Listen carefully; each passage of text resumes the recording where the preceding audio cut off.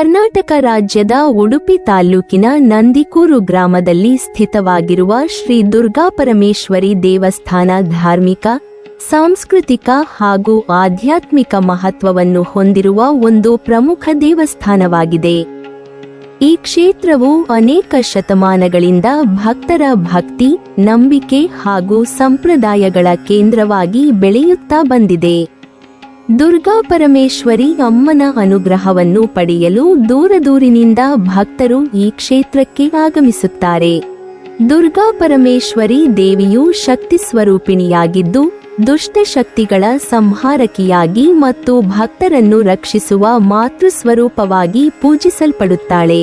ನಂದಿಕೂರಿನ ಈ ದೇವಸ್ಥಾನದಲ್ಲಿ ದೇವಿಯನ್ನು ಶಾಂತ, ಕರುಣಾಮಯ ಹಾಗೂ ಶಕ್ತಿಯ ಸಂಕೇತವಾಗಿ ಆರಾಧಿಸಲಾಗುತ್ತದೆ. ದೇವಿಯ ಕೃಪೆಯಿಂದ ಗ್ರಾಮ ಹಾಗೂ ಸುತ್ತಮುತ್ತಲ ಪ್ರದೇಶಗಳು ಸುಖ ಸಮೃದ್ಧಿಯಿಂದ ನೆಲೆಸಿವೆ ಎಂಬುದು ಭಕ್ತರ ದೃಢ ನಂಬಿಕೆ.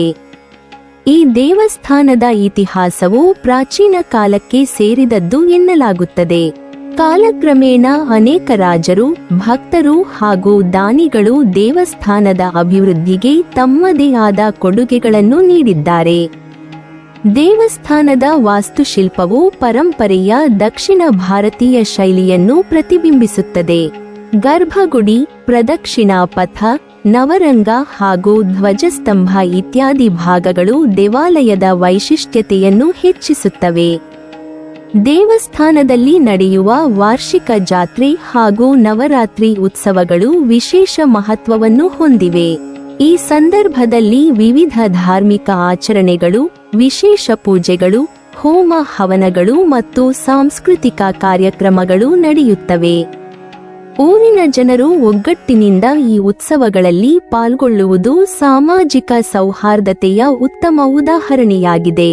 ವಿಶೇಷವಾಗಿ ನವರಾತ್ರಿ ಕಾಲದಲ್ಲಿ ದೇವಸ್ಥಾನ ಭಕ್ತರಿಂದ ತುಂಬಿ ತುಳುಕುತ್ತದೆ. ನಂದಿಕೂರು ಗ್ರಾಮದ ಜನಜೀವನದಲ್ಲಿ ಈ ದೇವಸ್ಥಾನ ಪ್ರಮುಖ ಪಾತ್ರ ವಹಿಸಿದೆ.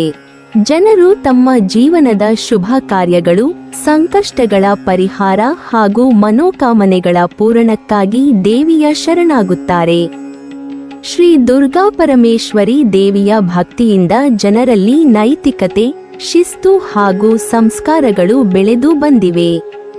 ಸಾರಾಂಶವಾಗಿ ಹೇಳುವುದಾದರೆ, ಶ್ರೀ ದುರ್ಗಾಪರಮೇಶ್ವರಿ ದೇವಸ್ಥಾನ ನಂದಿಕೂರು ಕೇವಲ ಒಂದು ಪೂಜಾ ಸ್ಥಳವಲ್ಲ, ಅದು ಭಕ್ತಿ, ಸಂಸ್ಕೃತಿ ಮತ್ತು ಪರಂಪರೆಯ ಪ್ರತೀಕವಾಗಿದೆ.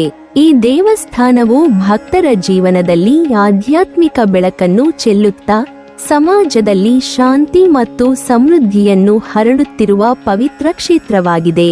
ನೀವಿನ್ನೂ ನಮ್ಮ ಚಾನೆಲ್ ಅನ್ನು ಸಬ್ಸ್ಕ್ರೈಬ್ ಮಾಡಿಲ್ವಾ?